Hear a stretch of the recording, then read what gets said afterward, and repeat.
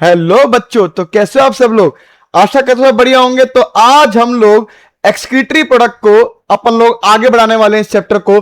आज हम लोग पढ़ेंगे बेटा स्ट्रक्चर ऑफ अ नेफ्रॉन। एक नेफ्रॉन का स्ट्रक्चर जानेंगे। नेफ्रॉन, सर ये नेफ्रॉन होता क्या है, पहले यही तो समझ ले, है ना। तो चलो स्टार्ट कर रहे हैं हमारा आज का लेक्चर। बहुत मजा आएगा आप लोगों को। और इसमें आज हम लोग ज्यादातर चित्रकारी करेंगे, ड्राइंग करेंगे बस। तो ये ड्राइंग का लेक्चर है आपका आज का। तो आप भी अपना पेन उठाइए, कॉपी उठाइए और मेरे साथ साथ ड्राइंग करिए, ठीक है। क्योंकि अगर आपको नेफ्रॉन का स्ट्रक्चर समझ में आता है तो उसके बाद ये चैप्टर हलवा होता चलता धीरे धीरे, तो मजा आएगा आप लोगों को, ठीक है। चलो यार स्टार्ट करते हैं। तो अपन लोग स्टार्ट कर रहे हैं नेफ्रॉन। मैंने इससे पहले आप लोगों को इससे पिछले लेक्चर में किडनी का पूरा स्ट्रक्चर पढ़ाया था, ठीक है ना। अब इसी किडनी के स्ट्रक्चर में, अब देखो किडनी तो हमारा ऑर्गन है ना। ये ऑर्गन क्या करता है, हमारा काम करेगा एक तरीके का फिल्ट्रेशन का। ये फिल्टर का काम करता है हमारी किडनी। और भी बतेरे काम है इसके, अभी समझ लो फिल्ट्रेशन का काम है। किसको फिल्टर करता है भैया, ब्लड को फिल्टर करता है। तो किडनी नहीं, किडनी के अंदर होते हैं नेफ्रॉन्स। किडनी के अंदर क्या होते हैं, किडनी के अंदर होते हैं नेफ्रॉन्स। और ये नेफ्रॉन्स हमारे जो हैं, ये एक तरीके के हमारे स्ट्रक्चरल एंड फंक्शनल यूनिट है। स्ट्रक्चरल एंड फंक्शनल यूनिट है हमारी किडनी का। Structural and functional unit of kidney. क्या मेरी बात समझ में आई कि नहीं। मतलब पूरी की पूरी किडनी आपके नेफ्रॉन से ही बनी है, इतना समझ लो। बात समझ में आ रही है। इसलिए इसको बोलते हैं स्ट्रक्चरल एंड फंक्शनल यूनिट। हर एक किडनी में आपके 1 मिलियन नेफ्रॉन्स है बेटा, 1 मिलियन नेफ्रॉन्स। और एक नेफ्रॉन का भी स्ट्रक्चर पढ़ाऊंगा ना, आप लोग कहोगे भाई साहब क्या ऐसा होता है नेफ्रॉन। हालांकि आप लोगों ने 9वीं 10वीं पढ़ के आए होगे, अपन इससे थोड़ा ही ऊपर जानेंगे बस। लेकिन आप सोचो एक किडनी में 1 मिलियन नेफ्रॉन यानी 10 लाख नेफ्रॉन। तो दोनों किडनी में मिला के 20 लाख नेफ्रॉन्स। क्या भगवान ने क्या रचना करी है भाई शरीर की, है ना। सल्यूट होता है, ठीक है। तो नेफ्रॉन्स का स्ट्रक्चर पढ़ने जा रहे हैं। तो नेफ्रॉन की बात करूं तो नेफ्रॉन के स्ट्रक्चर को 2 पार्ट में बांटा गया है। क्या बांटा गया है, 2 पार्ट्स में डिवाइड किया गया है। पहला जो पार्ट है उस पार्ट को बोलते हैं ग्लोमेरुलस पार्ट। क्या बोलते हैं, ग्लोमेरुलस। क्या होता है अभी समझाऊंगा। ग्लोमेरुलस पार्ट, ग्लोमेरुलस इन बोमेन्स कैप्सूल, इन बोमेन्स कैप्सूल, ठीक है ना। तो एक हो गया आपका पार्ट जिसे बोलते हैं ग्लोमेरुलस इन बोमेन्स कैप्सूल। सर ये होता क्या है बताऊंगा, है ना। एनसीईआरटी बोलती है सिर्फ 2 पार्ट। एक होता है ग्लोमेरुलस, मैंने इन बोमेन्स कैप्सूल इसलिए लिखा है क्योंकि ये बोमेन्स कैप्सूल के अंदर होता है। अब बोमेन्स कैप्सूल क्या होता है, वेट करो थोड़ा सा, ठीक है। और बाकी का जो पार्ट बच गया नेफ्रॉन का, उसे बोलते हैं रीनल टिब्यूल्स। क्या बोलते हैं, रीनल टिब्यूल्स। रीनल मतलब किडनी की बात हो रही है ना। या इसी को हम लोग बोल सकते हैं बेटा ट्यूबुलर पार्ट।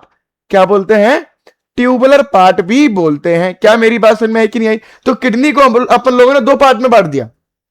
एक हो गया ग्लोमेरुलस पार्ट जो कि बोमेन्स कैप्सूल में होता है, और एक हो गया बाकी जितना भी पार्ट हो गया उन सबको बोलते हैं रीनल टिब्यूल्स, या मैं बोलूं ट्यूबुलर पार्ट हो गया। क्या मेरी बात क्लियर है। Let's draw a structure of a nephron. Nephron का स्ट्रक्चर पढ़ाएंगे, एक एक करके पढ़ाएंगे, ठीक है ना। सबसे पहले आपको स्ट्रक्चर पढ़ाऊंगा यहां पे मैं ग्लोमेरुलस का। किसका, ग्लोमेरुलस का स्ट्रक्चर पढ़ाऊंगा, ठीक है। Let's study the structure of a glomerulus. भाई बहुत मजा आएगा आप लोग को पढ़ने में, समझना बस, समझ की बात है, समझ सको तो बस इजी है बिल्कुल, ठीक है ना। अब होता क्या है यहां पे, ग्लोमेरुलस क्या होता है समझना। एक हमारा एक ऐसे double walled cup like structure होता है। एक क्या होता है बेटा, double walled cup like structure होता है ना नेफ्रॉन के अंदर।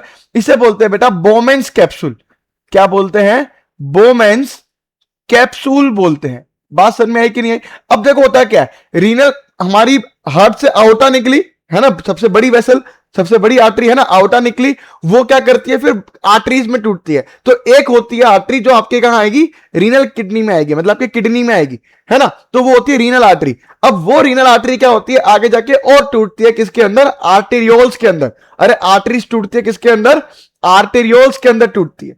अरे मेरी बात समझ में आ रही कि नहीं आ रही। तो यहां पे जो आने वाली आर्टेरियोल है, यहां पे जो आने वाली आर्टेरियोल है, उस आर्टेरियोल का नाम होता है एफरंट आर्टेरियोल। क्या नाम होता है भैया, एफरंट आर्टेरियोल, ठीक है। तो यहां से आती है बेटा एक एफरंट आर्टेरियोल आती है। अपन इसका ब्लड सप्लाई भी पढ़ेंगे बालक। ब्लड सप्लाई भी पढ़ेंगे, ठीक है ना। ये एफरेंट आर्टरियोल आई, ये आर्टरियोल आने के बाद अंदर की तरफ ऐसे जाती है और ये टूट जाती है और पतली पतली हिस्सों में टूट जाती है, जिसे बोलते हैं बोमेन्स कैपिलरीज। क्या बोलते हैं? ये छोटी छोटी पतली, बिल्कुल पतली पतली पतली पतली पतली पतली कैपिलरीज में टूट जाती है। किस में टूट जाती है?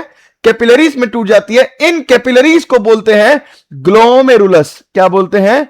ग्लोमेरुलस। तो मैंने आपको पहले ही बोला था कि नेफ्रॉन का एक पार्ट है ग्लोमेरुलस इन बोमेन्स कैप्सूल। तो ये बोमेन्स कैप्सूल हो गया और इसके अंदर ये जो नेटवर्क है कैपिलरीज का, जो एफरेंट आर्टरियोल से मिलकर बना है, उसे बोलते हैं ग्लोमेरुलस। ग्लोमेरुलस कुछ नहीं है बालक, ये नेटवर्क ऑफ कैपिलरीज है। अरे नेटवर्क ऑफ कैपिलरीज है। अरे कैपिलरीज है और कुछ भी नहीं है। अरे बात समझ में है कि नहीं? अब ये कैपिलरीज वापस जुड़ती है और कन्वर्ट हो जाती है इफरेंट आर्टेरियोल में। किसमें कन्वर्ट हो जाती है बालक? इफरेंट। अरे आने वाला एफरेंट और ले जाने वाला इफरेंट आर्टेरियोल। क्या हो गया? Efferent arteriole. क्या मेरी बात समझ में है कि नहीं आई? अब अगर आपको मैं दिखाऊं कि एफरेंट आर्टेरियोल आपको थोड़ी सी चौड़ी दिख रही होगी, लेकिन वही इफरेंट आर्टेरियोल आपको बहुत ही पतली सी दिख रही होगी। ऐसा होता है कि आता ब्लड ज्यादा है और जब जा रहा होता है यहां से वापस बाहर तो थोड़ा कम जाता है ना। तो आता ज्यादा है, जाता कम है। तो होता क्या है, जब आएगा ज्यादा ब्लड और यहां पे आएगा, यहां पे ज्यादा ब्लड आएगा, यहां पे क्या देखो ज्यादा ब्लड आएगा और यहां से जाएगा कितना? कम ब्लड आएगा। तो यहां पे अंदर की तरफ एक प्रेशर बनता है। अंदर की तरफ क्या बनता है? एक प्रेशर बनता है और यही प्रेशर की वजह से चीजें क्या करती हैं? फिल्टर होके हमारे इधर अंदर आ जाती है ना। ये जो अंदर, ये जो बोमेन्स कैप्सूल का ये वाला पार्ट है अंदर खोखले वाला, इसे बोलते हैं बेटा ल्यूमेन। क्या बोलते हैं? ल्यूमेन बोलते हैं। तो ज्यादा ब्लड आया लेकिन इफरेंट आर्टरियोल से कम ब्लड गया, जिसकी वजह से अंदर की तरफ एक प्रेशर बन गया। उस प्रेशर की वजह से ब्लड के अंदर से जो जो फिल्टर होना था वो सारा फिल्टर होके आ जाता है ल्यूमेन के अंदर। सर कैसे फिल्टर होता है ये हम जानेंगे, आपको यूरिन फॉर्मेशन में पढ़ाएंगे। जब यूरिन फॉर्मेशन पढ़ाऊंगा वहां पे आपको सब कुछ समझाऊंगा कि कैसे ये चीजें फिल्टर होती हैं, क्या क्या चीजें फिल्टर होती हैं ये भी बताऊंगा। क्या मेरी बात क्लियर है? बहुत बढ़िया।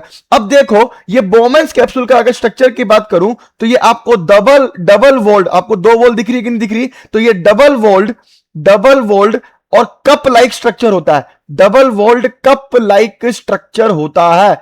Double world cup like structure होता है। अरे मेरी बात समझ में है कि नहीं? अरे 2 वोल है, एक ये आउटर वाली दिख रही है आपको और एक क्या होती है? ये वाली इनर वाली होती है। ये जो आउटर वाली होती है, ये आउटर वाली किस सेल की, किस एपिथेलियम की बनी हुई है ये मैं आपको बता रहा हूं।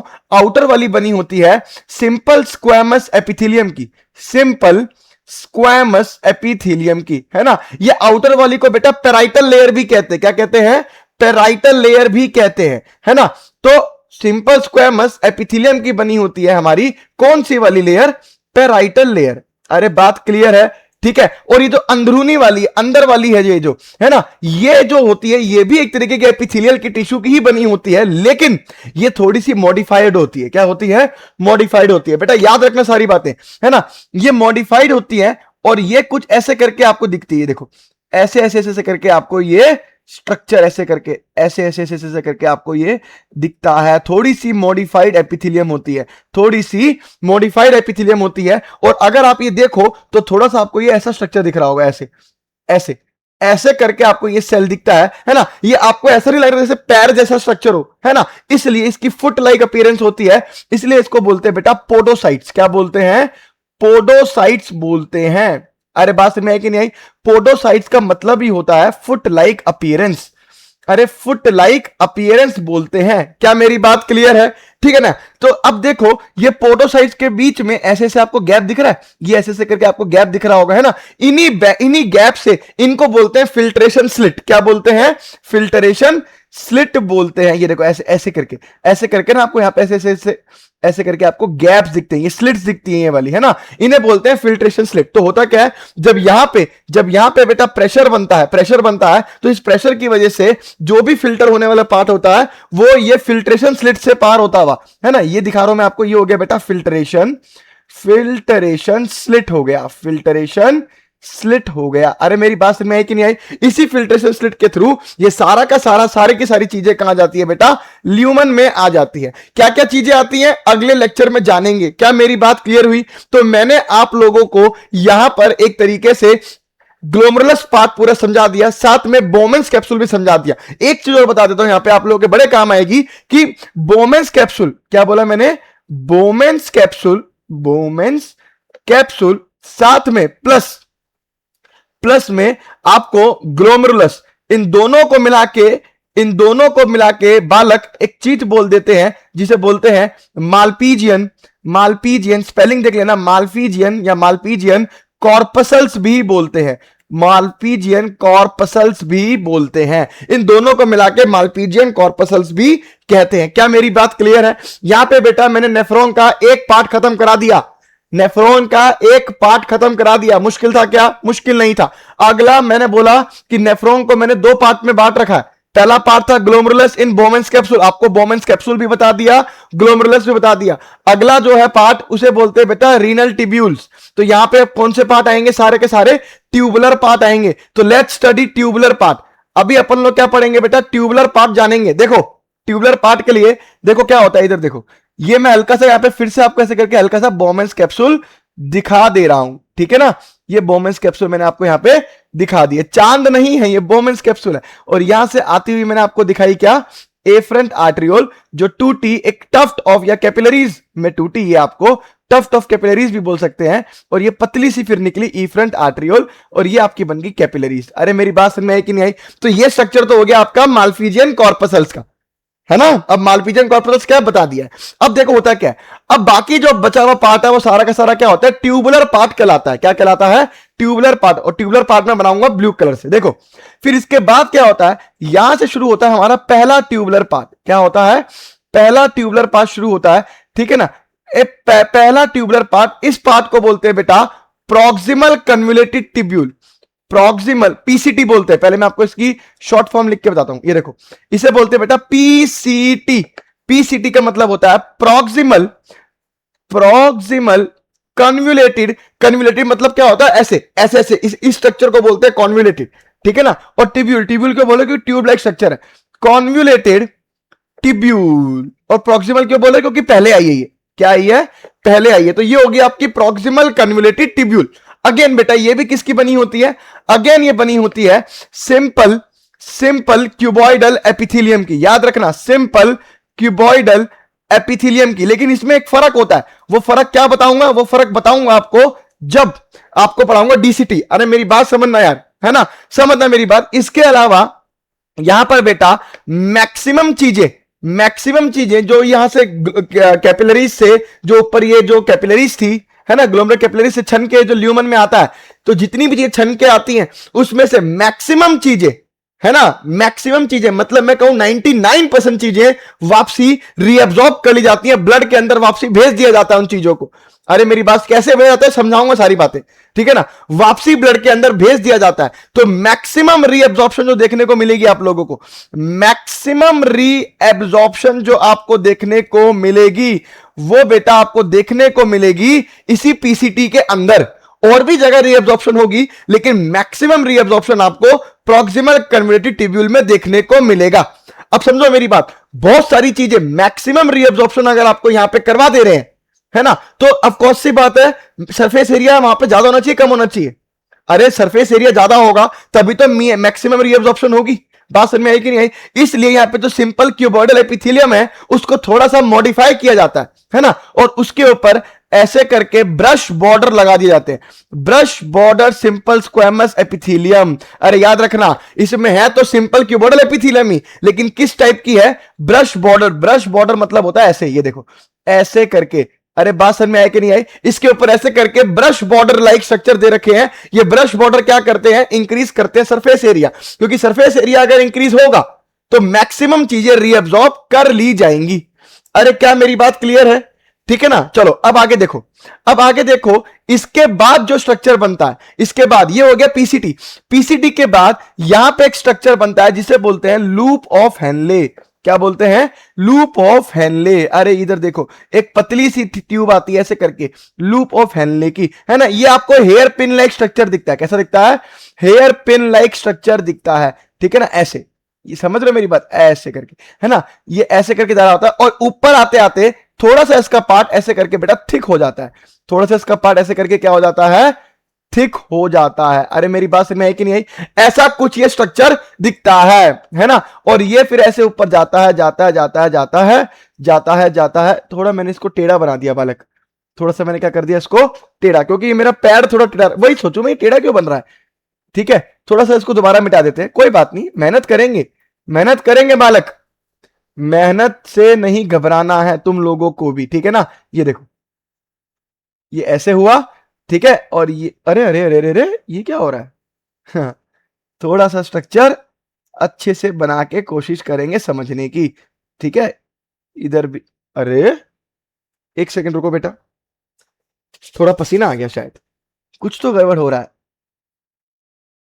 हाँ अब आया ना सही से, है ना। तो ये बेटा ये थोड़ा सा ऊपर आते आते आते आते ये थोड़ा सा ऐसा इसका सेगमेंट थिक कर जाता है, ऐसे करके थोड़ा सा थिक कर जाता है और ये ऐसे करके ऊपर आ रहा होता है, ठीक है। इस पूरे आपको दिख रहा है ये हेयर पिन लाइक स्ट्रक्चर, इस हेयर पिन लाइक स्ट्रक्चर को बोलते हैं बेटा loop of Henle, loop of Henle, या इसी को बोलते हैं बेटा हेनलेज लूप, हेनलेज लूप भी कहते हैं। अरे क्या मेरी बात समझ में आई कि नहीं आई? अब इस लूप ऑफ हेनले की बात करूं तो यहां पे देखो, एक आपको दिख रहा होगा, इस लूप का एक हिस्सा आपको दिख रहा होगा, देखो नीचे जाता हुआ दिख रहा है कि नहीं दिख रहा? ये नीचे जाता हुआ दिख रहा है और एक लूप का हिस्सा आपको ऊपर जाता हुआ दिख रहा है ना। ये जो नीचे जाता हुआ हिस्सा है इसे बोलते हैं डिसेंडिंग लूप ऑफ हेनले। क्या होता है? Descending loop of Henle. और ऊपर जाने को बोलते हैं असेंडिंग लूप ऑफ हेनले। अरे मेरी बात समझ में आई कि नहीं आई? ऊपर वाले को बोलते हैं असेंडिंग लूप और नीचे वाले को बोलते हैं, नीचे आने वाले को बोलते हैं descending loop,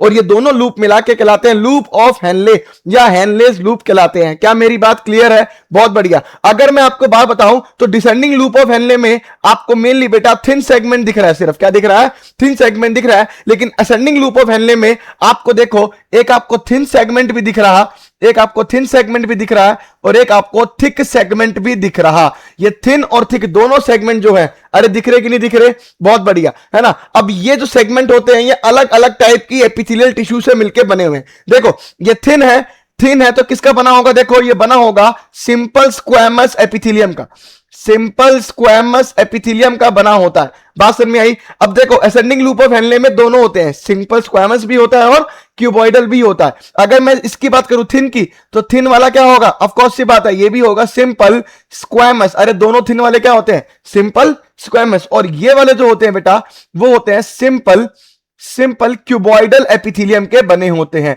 simple cuboidal epithelium के बने होते हैं। सर ये सारे जो स्ट्रक्चर मैं आपको बता रहा हूं बेटा, इन सबके फंक्शन भी समझाऊंगा, बस वेट करते चलो, सब कुछ पढ़ाऊंगा, इजी कर दूंगा, लेकिन अगले लेक्चर में होगा वो सब। एक लेक्चर में इतना तुम दिमाग में कहां रखोगे? अरे बात समझ में आई कि नहीं आई? ठीक है ना। तो देखो अब तक ग्लोमेरुलस वाला पार्ट बता दिया और रीनल ट्यूब्यूल में आपको पहला पार्ट बताया पीसीटी और दूसरा पार्ट बताया आपको लूप ऑफ हेनले या हेनलीज लूप भी बोलते हैं। क्या मेरी बात क्लियर है? अब होता क्या है आगे? अब होता ऐसा है कि ये जो हमारा जो ये वाला पार्ट होता है, अच्छा असेंडिंग लूप ऑफ हेनले, आगे जाके फिर से एक और ट्यूब बनाता है जिसे बोलते हैं बेटा, जिसे बोलते हैं, ये देख ऐसे करके एक और ऐसे करके ट्यूब बना ली, एक और ऐसे ऐसे ऐसे करके ट्यूब बना ली, ठीक है ना, है ना। इसे बोलते हैं बेटा डीसीटी। क्या बोलते हैं? डीसीटी। फुल फॉर्म बताओ? Distal convoluted tubule, distal convoluted tubule कहा जाता है। अरे मेरी बात समझ में आई कि नहीं आई? डिस्टल कॉन्वोल्यूटेड ट्यूब्यूल कहा जाता है, ठीक है ना। अगेन ये भी किसकी बनी होगी? ये भी बनी होगी सिंपल स्क्वैमस एपिथेलियम की, ओ सॉरी सिंपल स्क्वैमस कह रहा हूं, सिंपल क्यूबॉइडल एपिथेलियम की बनी होगी, सिंपल क्यूबॉइडल एपिथेलियम की बनी होती है। लेकिन यहां पे कोई भी ब्रश बॉर्डर वाली चीज नहीं देखी जाती। इसका मतलब यहां पे रीअब्जॉर्प्शन नहीं होता? क्या होता है बेटा? रीअब्जॉर्प्शन हर एक पार्ट में होगा, लेकिन मैक्सिमम जो होगा 90% में जो बता रहा हूं, जो मैक्सिमम होगा वो पीसीटी में हो जाएगा। अरे मेरी बात क्लियर है कि नहीं क्लियर है भाई? सारी बातें क्लियर होनी चाहिए यहां पे, ठीक है। ये हो गया डीसीटी। अब ये डीसीटी जो होता है ये ओपन करता है, ये ओपन करता है, इसका कलर चेंज करना पड़ेगा। ये ओपन करता है एक डक्ट में, ये ओपन करता है एक डक्ट के अंदर। इस डक्ट को बोलते हैं बेटा कलेक्टिंग डक्ट। क्या बोलते हैं? कलेक्टिंग डक्ट बोलते हैं। अरे मेरी बात क्लियर आ गई कि नहीं आ गई? ठीक है, ये ऐसे करके बना दिया मैंने आप लोगों को। ये जो ओपन करता है इसे बोलते हैं बेटा कलेक्टिंग डक्ट। याद रखना, collecting duct. Collecting duct is not a part of nephron. Collecting duct कभी भी नेफ्रॉन का पार्ट नहीं होता, याद रखना। कलेक्टिंग डक्ट के अंदर ये आपको ये दिख रहे हैं, ये आपको बहुत सारे यहां पे आपको ये ओपनिंग्स दिख रही होगी, यहां पे बहुत सारे नेफ्रॉन्स आके ओपन करते हैं, बहुत सारे नेफ्रॉन्स आके यहां पे क्या करते हैं, एक साथ ओपन करते हैं। तो कलेक्टिंग डक्ट याद रखना is not a part of nephron. Nephron का पार्ट नहीं है बालक, ये याद रखना। अरे मेरी बात समझ में आई कि नहीं आई? ये वो है जहां पे बहुत सारे नेफ्रॉन आके खुलते हैं, इनकी डीसीटी इसके अंदर आके खुलती है। सर ये किस एपिथेलियम का बना होता है? याद रख लेना, ये सिंपल क्यूबॉइडल का भी हो सकता है और कॉलमनर का भी हो सकता है। सिंपल क्यूबॉइडल या सिंपल कॉलमनर, दोनों का ये होता है, हो सकता है। क्या मेरी बात क्लियर है? कोई एक चूज करना हो तो सिंपल क्यूबॉइडल चूज कर लेना। अरे कोई एक चूज करना हो तो आप लोग क्यूबॉइडल चूज कर सकते हैं। अरे लेकिन होता दोनों से, क्यूबॉइडल भी हो सकता है और कॉलमनर भी हो सकता है। क्या मेरी बात समझ में आई कि नहीं आई? This is the exact structure of a nephron. क्या मुश्किल था? क्या कुछ भी मुश्किल नहीं था। अरे सिंपल स्क्वेमस एपिथेलियम आपको कहां देखने को मिली? सिंपल स्क्वेमस एपिथेलियम आप लोगों को देखने को मिली एक तो पैराइटल लेयर ऑफ बोमेंस कैप्सूल में, एक thin segment loop of Henle के थिन सेगमेंट में। इसके अलावा कहीं देखने को मिला क्या? नहीं मिला। बाकी हर जगह क्या मिला? क्यूबॉइडल मिला। हर जगह क्या मिला? क्यूबॉइडल मिला। क्यूबॉइडल में भी एक जगह मॉडिफिकेशन थी, वो कहां पे थी? वो सिंपल क्यूबॉइडल वाली जो मॉडिफिकेशन थी वो पीसीटी में थी। ब्रश बॉर्डर थे वहां पे ऊपर की तरफ। क्यों थे? क्योंकि वहां पे मैक्सिमम रीअब्जॉर्प्शन होना है। अरे मेरी बात क्लियर है कि नहीं क्लियर है? आई थिंक सारी बातें आपको यहां पे क्लियर हो गई होंगी। बात क्लियर है? चलो अब आगे देखो। ये तो हो गया आप लोगों का नेफ्रॉन का स्ट्रक्चर। ये क्या हो गया? नेफ्रॉन का स्ट्रक्चर। अब इस नेफ्रॉन को ब्लड सप्लाई कैसे मिल रहा है ये समझा रहा हूं। ब्लड सप्लाई कैसे मिल रहा है ये समझा रहा हूं, ये समझना बहुत जरूरी है। क्लियर है? चलो अब देखो क्या हुआ था। ये एफरंट आर्टरियोल आया था, एफरंट आर्टरियोल आया, एफरंट आर्टरियोल आया, ठीक है ना। एफरंट आर्टरियोल के बाद ये टूटा किसके अंदर? कैपिलरीज के अंदर।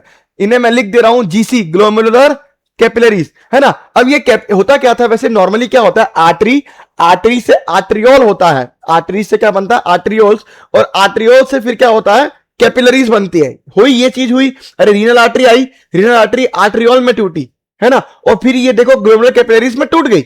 लेकिन उसके बाद क्या होता है? ये वापसी होती है, फिर वेन्यूल्स में कन्वर्ट होती है। किस में कन्वर्ट होती है? वेन्यूल्स में। नॉर्मली ऐसा ब्लड सप्लाई देखा जाता है, लेकिन किडनी के अंदर ऐसा ब्लड सप्लाई नहीं देखा जाता कि जो कैपिलरीज होती हैं वो वेन्यूल्स में कन्वर्ट नहीं होती है, वो पहले कन्वर्ट हो जाती है बेटा, दोबारा से कन्वर्ट हो जाती है आर्टरियोल्स के अंदर। लेकिन इसका नाम क्या होगा आपकी बार? ईफ्रंट, एग्जिट करने वाली ईफ्रंट आर्टरियोल होगा, है ना। अब ये ईफ्रंट आर्टरियोल क्या करती है? अब ये ईफ्रंट आर्टरियोल की निकलती है फिर से, देखो बेटा, ब्रांचेस। क्या निकलती हैं? फिर से ये ब्रांचेस निकलती हैं इनकी, और ये दोबारा से टूट जाती है कैपिलरीज के अंदर। किसमें टूट जाती हैं? कैपिलरीज के अंदर। ये देखो ऐसे करके टूट जाती हैं। जैसी कैपिलरीज के अंदर टूटती हैं तो आप देखो यहां पे ये ऐसे करके पीसीटी के चारों तरफ ऐसे करके घूमती है। अरे दिख रहा है कि नहीं दिख रहा?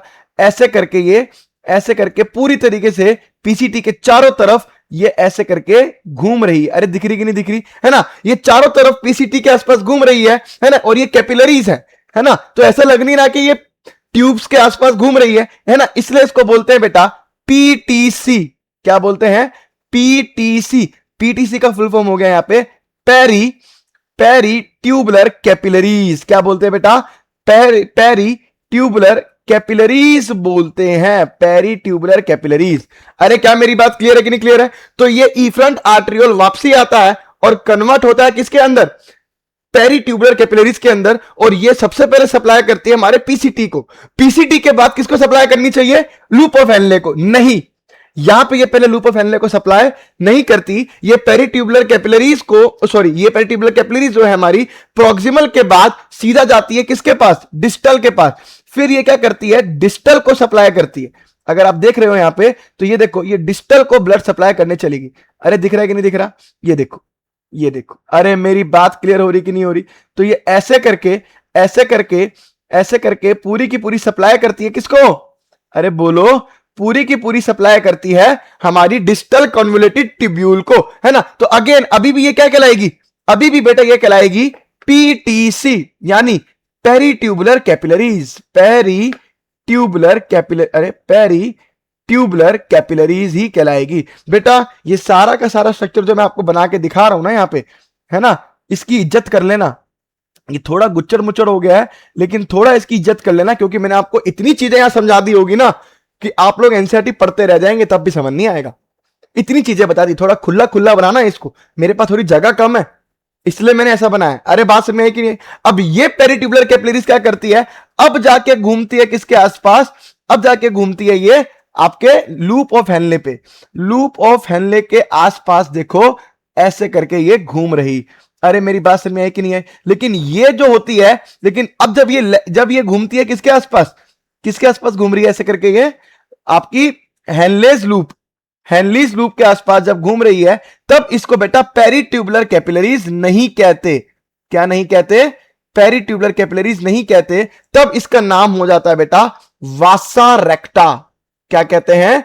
वासा रेक्टा बोलते हैं। अरे क्या मेरी बात समझ में आई कि नहीं आई? है ना, ये है पेरिट्यूबुलर कैपिलरीज, फिर से नेटवर्क बनाती है थोड़ा सा, और ये वासा रेक्टा में कन्वर्ट हो जाती है ना। वासा रेक्टा बोलते हैं, मतलब सीधी बात है, वासा रेक्टा बोलते हैं जब ये किसकी तरफ घूम रही होती है? आपकी हेनलेस लूप की तरफ घूम रही होती है।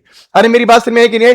अगर आप देखो तो ये वाला आपका जो पार्ट है असेंडिंग लूप ऑफ हेनले वाला, है ना, असेंडिंग मतलब ये ऊपर जा रहा है हेनले का लूप, लेकिन देखो उस टाइम पे वासा रेक्टा देखो नीचे आ रही है।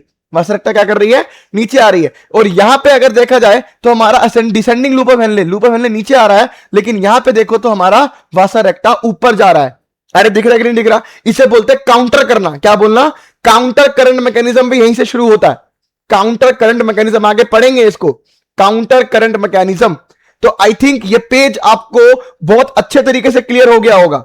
अरे बोलो यार, ये पेज आपको बहुत अच्छे तरीके से क्लियर हो गया होगा और मजा आया होगा आप लोगों को पढ़ने में, ठीक है ना। तो यहां पे मैंने आपको दो चीजें खत्म करा दी बेटा, एक नेफ्रॉन का स्ट्रक्चर भी पढ़ा दिया और उसका ब्लड सप्लाई भी समझा दिया। मुश्किल था क्या? मुश्किल नहीं था। अब आगे पढ़ते हैं टाइप्स ऑफ नेफ्रॉन। अब आगे क्या पढ़ते हैं? आज का आखिरी लेक्चर होगा, आज का आखिरी टॉपिक होगा टाइप्स ऑफ नेफ्रॉन। सर आपने कुछ काम तो बताया नहीं इन सबके पार्ट्स का, वो अगले लेक्चर में जानेंगे ना बाबा, अगले लेक्चर में जानेंगे कि सबके काम क्या है। टाइप्स ऑफ नेफ्रॉन, नेफ्रॉन के टाइप्स में आपको पढ़ा दे रहा हूं बेटा। दो तरीके के नेफ्रॉन्स होते हैं, दो तरीके के नेफ्रॉन्स होते हैं। पहला जो पार्ट है, पहला जो टाइप है उसे बोलते हैं बेटा कॉर्टिकल नेफ्रॉन। क्या बोलते हैं? Cortical nephron. क्या होता है ये समझाऊंगा आप लोगों को। अरे कॉर्टिकल नेफ्रॉन कहलाता है। और दूसरा जो पार्ट होता है बेटा, दूसरा जो पार्ट होता है, दूसरा जो टाइप होता है, सॉरी टाइप पार्ट कह रहा हूं, वो पार्ट दिमाग में चल रहा है, उसे बोलते हैं बेटा जक्स्टा मेडुलरी नेफ्रॉन बोलते हैं। जक्स्टा मेडुलरी नेफ्रॉन बोलते हैं। अरे मेरी बात समझ में आई कि नहीं आई? हमारे अंदर मैक्सिमम जो आपको मिलेंगे 85% जो आपको मिलेंगे वो कॉर्टिकल नेफ्रॉन मिलेंगे, और 15% जो मिलते हैं आपको वो जक्स्टा मेडुलरी नेफ्रॉन होते हैं। कौन से होते हैं? जक्स्टा मेडुलरी नेफ्रॉन होते हैं। तो 85% आपके कॉर्टिकल नेफ्रॉन है और 15% आपके जक्स्टा मेडुलरी नेफ्रॉन है। सर ये होते क्या है ये तो समझा दो। यही तो समझाने आया हूं भाई, अरे यही समझाने आया हूं बालक, बस समझते चलना, समझते चलना, बहुत इजी है, मुश्किल नहीं है। देखो पिछले लेक्चर में मैंने आप लोगों को अगर याद हो तो ऐसे करके किडनी का स्ट्रक्चर पढ़ाया था, किडनी का स्ट्रक्चर पढ़ाया था, याद है कि नहीं याद है? फिर मैंने आपको बताया था इस किडनी के को मैंने आपको दो हिस्सों में बांट के दिखाया था। एक बताया था बेटा कॉर्टिकल नेफ्रॉन बताया था, ओ सॉरी एक आउटर पार्ट बताया था जिसे बोलते हैं कॉर्टेक्स। अरे आउटर वाला पार्ट इज कॉर्टेक्स और इनर वाला पार्ट आपको अगर याद हो तो मैंने आपको बताया था इसे बोलते थे बेटा मेडुला। क्या बोलते थे? मेडुला। याद है कि नहीं याद है? फिर मैंने आपको बताया था मेडुला वाले पार्ट में कुछ आप लोगों को ऐसे कॉनिकल मासिस दिखते हैं। सारा नहीं बताऊंगा, हल्का हल्का बताऊंगा। कुछ आप लोगों को ऐसे करके कॉनिकल मासिस दिख रहे थे। अरे याद आ रहा है? मेडुलरी पिरामिड बोला था मैंने आपको, मेडुलरी पिरामिड बोला था। और मैंने आपको यह भी बताया था इसके अंदर कुछ स्ट्रिएशंस देखी जाती हैं, है ना। अगर मैं ऐसे करके एक पिरामिड बनाऊं बाहर निकाल के, तो इसके अंदर ऐसे करके ऐसे करके कुछ स्ट्रिएशंस भी दिखती है। मैंने आपको कहा था अगले लेक्चर में बताऊंगा कि ये स्ट्रिएशंस कहां से आ रही है, तो आज बताने का वो समय। अरे बात समझ में आई कि नहीं आई? तो होता क्या है हमारा, समझना मेरी बात, हमारा जो नेफ्रॉन होता है उसका स्ट्रक्चर मैंने आपको अभी समझाया। उसमें एक पार्ट होता है, देखो हमारा ग्लोमेरुलस। अरे नेफ्रॉन के एक पार्ट होता है ग्लोमेरुलस। अरे याद है कि नहीं याद है? ग्लोमेरुलस है ना। और वो किसके अंदर होता है बेटा? बोमेन्स कैप्सूल के अंदर। किसके अंदर होता है? बोमेन्स कैप्सूल के अंदर होता है। बोमेन्स कैप्सूल सब याद आ रहा होगा। इन दोनों को मिला के बेटा माल्फिजियन कॉर्पसल भी बोल सकते हैं। तो मैं इन दोनों को मिला के हटा के बोल सकता हूं कि माल्फिजियन कॉर्पसल। अरे माल्फिजियन कॉर्पसल भी तो बोल सकता हूं। अरे ये एक ही बात है, एक ही बात है ना। और बाकी बच गया बेटा हमारा दूसरा पार्ट नेफ्रॉन का, उसे बोला मैंने आपको रीनल टिब्यूल। क्या बोला मैंने? Renal tubule. अरे मेरी बात समझ में आई कि नहीं आई? रीनल टिब्यूल में मैंने आपको बताया पीसीटी होता है, डीसीटी होता है और लूप ऑफ हेनले होता है। Collecting duct is not a part of nephron, बार बार बोल चुका हूं, है कि नहीं? अब समझो हमारा जो माल्फिजियन कॉर्पसल यानी ग्लोमेरुलस और बोमेन्स कैप्सूल वाला जो पार्ट है, बाकी प्रॉक्सिमल कन्वोल्यूटेड टिब्यूल और डिस्टल कन्वोल्यूटेड टिब्यूल, ये जो होता है हिस्सा हमारा, ये हमारा जो नेफ्रॉन का ये वाला पार्ट जो होता है वो कोर्टेक्स वाले हिस्से में रहता है ना। तो ये देखो मैक्सिमम जो पार्ट होगा हमारा ये सब का सब कहां रहेगा? कॉर्टेक्स वाले हिस्से में रहेगा। देखो इधर देखो, अगर मैं बना भी दूं यहां पे, तो ये मैंने आपको देखो बना के दिखाया, ये बनाया मैंने बोमेन्स कैप्सूल बना दिया, ठीक है। ये बोमेन्स कैप्सूल बना दिया, ठीक है। ये पीसीटी बना दिया, ठीक है ना। पीसीटी के बाद देखो ये मैंने बना दिया एक छोटा सा ऐसे करके लूप ऑफ हेनले बना दिया, ठीक है ना। फिर डीसीटी बना दिया। हाँ थोड़ा सा मेरे को ना इसको अलग टाइप करके बनाना होगा। देखो मैं ना यहां बना के दिखाता हूं। एक मेडुलरी को मैं यहां पे नहीं, मेडुलरी इसी में बनाता हूं, चलो इसी में बनाता हूं। देखो यहां बनाता हूं, देखो ये आपको मैंने क्या बनाया, एक ये बनाया मैंने एक बोमेन्स कैप्सूल, ठीक है। फिर मैंने बनाया ऐसे करके पीसीटी। पीसीटी के बाद मैंने ये बना दिया क्या ऐसे करके बेटा? लूप ऑफ हेनले, है ना। ये लूप ऑफ हेनले के बाद मैंने क्या बना दिया? देखो बेटा डीसीटी। और डीसीटी के बाद ये थोड़ी अंदर गहराई तक, ये जो गहराई तक जाती है ये जाती है बेटा हमारी डीसीटी। ये डीसीटी गहराई तक जाती है। ओ सॉरी डीसीटी कह रहा हूं, कलेक्टिंग डक्ट, ये गहराई तक जाती है। अब समझना मेरी बात, बोमेन्स कैप्सूल कॉर्टेक्स रीजन में दिख रहा है, पीसीटी कॉर्टेक्स रीजन में दिख रहा है, डीसीटी भी कॉर्टेक्स रीजन में दिख रहा है, और कलेक्टिंग डक्ट तो कॉर्टेक्स में भी दिख रहा है और अंदर की तरफ मेडुलर की तरफ भी दिख रहा है। अरे दिख रहा है कि नहीं दिख रहा? ठीक है, लेकिन इसका लूप ऑफ हेनले बहुत छोटा दिख रहा है। कलेक्टिंग डक्ट काफी अंदर तक दिख रही है कि नहीं दिख रही? इसी कलेक्टिंग डक्ट की वजह से हमारी मेडुलरी पिरामिड्स के अंदर स्ट्रिएशंस आती हैं। क्या आती हैं? स्ट्रिएशंस। ये जो स्ट्रिएशंस दिख रही है कुछ नहीं है बेटा, ये कलेक्टिंग डक्ट है। ये क्या है? कलेक्टिंग डक्ट है। इसकी वजह से हमें यहाँ पे ऐसे ऐसे लाइन लाइन लाइन लाइन दिखती है, वो कुछ नहीं है, ये कलेक्टिंग डक्ट है। अरे मेरी बात समझ में है कि नहीं? तो देखो एक नेफ्रॉन मैंने ये बना दिया, एक और नेफ्रॉन बनाता हूं मैं यहाँ पे, एक और नेफ्रॉन बना रहा हूं। देख बेटा थोड़ा सा टेढ़ा होना पड़ेगा मेरे को, एक और नेफ्रॉन बना दे रहा हूं, है ना। एक और नेफ्रॉन बनाने के लिए ना मैं यहां नहीं बनाता हूं, मैं थोड़ा यहां बनाता हूं। देख ये ऐसे करके मैंने पिरामिड बना दिया एक, ठीक है ना। ये पिरामिड बना दिया, यहां नेफ्रॉन बना रहा हूं एक और। देखो तो ये वाला कॉर्टेक्स हो गया, ये वाला इधर मेडुला वाला हो गया, ठीक है ना। अब इधर देख सेम वही चीज, ये बनाया मैंने बोमेन्स कैप्सूल। अरे बोमेन्स कैप्सूल, उसके बाद मैंने बनाया ये आपका पीसीटी। अभी देख फिर आया लूप ऑफ हेनले। अब की बात देख, लूप ऑफ हेनले अंदर तक जा रहा है, काफी लंबा है लूप ऑफ हेनले इसका। अरे दिख रहा है कि नहीं दिख रहा? फिर ये हो गया आपका डीसीटी, है ना। उसके बाद ये हो गया आपकी देखो कलेक्टिंग डक्ट। तो आपको दो तरीके के नेफ्रॉन्स मैंने आपको यहां दिखाए। दोनों नेफ्रॉन के पीसीटी हो, चाहे बोमेन्स कैप्सूल हो, चाहे डीसीटी हो, ये सारा का सारा तो कॉर्टेक्स रीजन में है। दोनों में फर्क क्या है? दोनों में फर्क है एक चीज का, और वो है लूप ऑफ हेनले का। एक का लूप ऑफ हेनले छोटा है और एक का लूप ऑफ हेनले बहुत बड़ा है, जो मेडुलरी पिरामिड तक जा रहा है। मतलब मेडुलरी पिरामिड नहीं, मेडुला तक अंदर तक जा रहा है। अरे बात समझ में आई कि नहीं आई? तो जो मेडुला तक जा रहा है ना अंदर तक, उसे बोलते हैं बेटा जक्स्टा मेडुलरी नेफ्रॉन। क्या बोलते हैं बालक? जक्स्टा मेडुलरी नेफ्रॉन, है ना। और जिसका लूप ऑफ हेनले छोटा सा है, जिसका लूप ऑफ हेनले छोटा सा है, वो पूरी तरीके से मेडुला में नहीं जा रहा है, हल्का सा ही जा रहा है, उसे बोलते हैं बेटा कॉर्टिकल नेफ्रॉन। क्या बोलते हैं? Cortical nephron. क्या मेरी बात क्लियर हुई कि नहीं हुई? अरे बोलो यार, आई थिंक आपको मेरी बात यहां पर क्लियर हुई होगी। 85% नेफ्रॉन्स के अंदर जो हमारा लूप ऑफ हेनले है वो छोटा रहता है, और 15% के अंदर हमारा लूप ऑफ हेनले बड़ा रहता है ना। अब मेरी बात समझना, तो कॉर्टिकल नेफ्रॉन में मैं पहला पॉइंट क्या लिख सकता हूं? कॉर्टिकल नेफ्रॉन में मैं यहां पे पहला पॉइंट क्या लिख सकता हूं कि इसका बेटा लूप ऑफ हेनले क्या रहता है? शॉर्ट रहता है। Loop of Henle is short. और यहां पे आपको क्या दिखता है? Loop of Henle is long दिखता है। पहला पॉइंट तो ये हो गया। अरे बात समझ में आ गई कि नहीं आ गई? दूसरा मेरी बात समझना, वासा रेक्टा किसके आसपास घूमती थी? वासा रेक्टा घूमती थी हमारी लूप ऑफ हेनले के आसपास। तो मुझे यह बताओ वासा रेक्टा किस में अंडर डेवलप्ड होगी या होगी ही नहीं? अरे जिसका लूप ऑफ हेनले छोटा है उसको वासा रेक्टा की जरूरत है ही नहीं। अरे मेरी बात समझ में आई कि नहीं आई? तो इनके पास बेटा वासा रेक्टा या तो एब्सेंट होता है या फिर बेटा अंडर डेवलप्ड होती है। क्या होती है?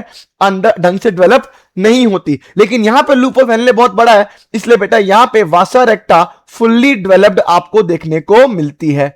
फुल्ली डेवलप्ड आपको देखने को मिलती है। क्या मेरी बात समझ में आई कि नहीं आई? तीसरी बात मैं आपको बताऊं तो जैसे मैंने आपको बताया था पेरीट्यूबुलर कैपिलरीज, तो यहां पे वासा रेक्टा भले ही एब्सेंट या अंडर डेवलप्ड हो, लेकिन हमारी पेरीट्यूबुलर कैपिलरीज जो होती है, जो पीसीटी और डीसीटी के पास घूम रही थी, वो बहुत ही अच्छी तरीके से डेवलप्ड होती है ना। वही सेम चीज उल्टा कर दो, यहां पे पीटीसी जो पेरीट्यूबुलर कैपिलरीज होती है वो इतनी तरीके से अच्छे से डेवलप्ड नहीं होती, अंडर डेवलप्ड होती है। क्या मेरी बात समझ में आई कि नहीं आई? बहुत बढ़िया। अब समझो कॉर्टिकल नेफ्रॉन्स का जो फंक्शन होता है वो फंक्शन होता है एक तरीके का पूरी तरीके से फिल्ट्रेशन करना। जो बल्क में फिल्ट्रेशन करते हैं, बल्क में जो किडनी में जो फिल्ट्रेशन होता है वो 85 हमारे कॉर्टिकल नेफ्रॉन्स जो होते हैं वो मेनली काम होता है उनका फिल्ट्रेशन करना। फिल्ट्रेशन करने के बाद ये लोग क्या बनाते हैं बेटा? यूरिन फॉर्मेशन में हेल्प करते हैं। तो कॉर्टिकल नेफ्रॉन्स हमारे जो होते हैं वो हेल्प करते हैं यूरिन फॉर्मेशन में। तो जक्स्टामेडुलरी नेफ्रॉन क्या कर रहा है? इनका काम क्या है? इनका काम क्या है समझो मेरी बात। जो यूरिन बना है उस यूरिन को कंसंट्रेट करने का काम किसका है? इनका है। कंसंट्रेट करने का काम है। कंसंट्रेट करने का मतलब जो यूरिन जब बन रहा है, अगर उसके अंदर पानी का अमाउंट ज्यादा है, अगर उसके अंदर क्या है? पानी का अमाउंट ज्यादा है, तो वो पानी को रीअब्सॉर्ब हो जाता है। वो पानी क्या कर लेते हैं? वापसी रीअब्सॉर्ब कर लिया जाता है। इसलिए एक तरीके से ये हमारी बॉडी में वाटर बैलेंस भी मेंटेन करके रखता है। क्या करके रखता है? वाटर बैलेंस को मेंटेन करवाता है हमारे कौन? जक्स्टामेडुलरी नेफ्रॉन। तो यूरिन को कंसंट्रेट करवाने का काम, अगर पानी में यूरिन में से निकाल दूंगा तो ऑफ कोर्स से बात है यूरिन क्या हो जाएगा? कंसंट्रेट हो जाएगा। तो यूरिन कंसंट्रेशन कौन करवाता है? जक्स्टामेडुलरी नेफ्रॉन। और अगर मैं बोलूं यूरिन फॉर्मेशन या फिल्ट्रेशन में कौन करवाता है मेनली, तो हमारा कॉर्टिकल नेफ्रॉन। अरे क्या मेरी बात क्लियर है? क्या मेरी बात क्लियर है? यहां पे बेटा मैंने आपको टाइप्स ऑफ नेफ्रॉन भी समझा दिए। आई थिंक आपको यह टॉपिक मुश्किल नहीं लग रहा होगा, क्योंकि अगले लेक्चर में बालक हम लोग पढ़ेंगे यूरिन फॉर्मेशन, और यूरिन फॉर्मेशन के साथ साथ इन सारे के सारे काम मैं आपको बताऊंगा भी। तो अगर आपको एनसीईआरटी पढ़नी है तो आप एनसीईआरटी पढ़ लेना। हूबहू हर एक चीज मैंने आपको एनसीईआरटी की यहां पे समझा दी है, ठीक है ना। सब कुछ समझाया है, हेयर पिन शेप मैंने आपको बता दिया, सब कुछ बता दिया बालक, ठीक है ना। सब कुछ मैंने आपको बता दिया। अब दुआ करता हूं आप लोग अच्छे से पढ़ेंगे इन चीजों को, और पढ़ने के बाद आपको ये चीजें समझ में भी आएंगी, ठीक है ना। तो अगले लेक्चर में मिलते हैं आपसे अपने, तब तक के लिए ओके, बाय बाय।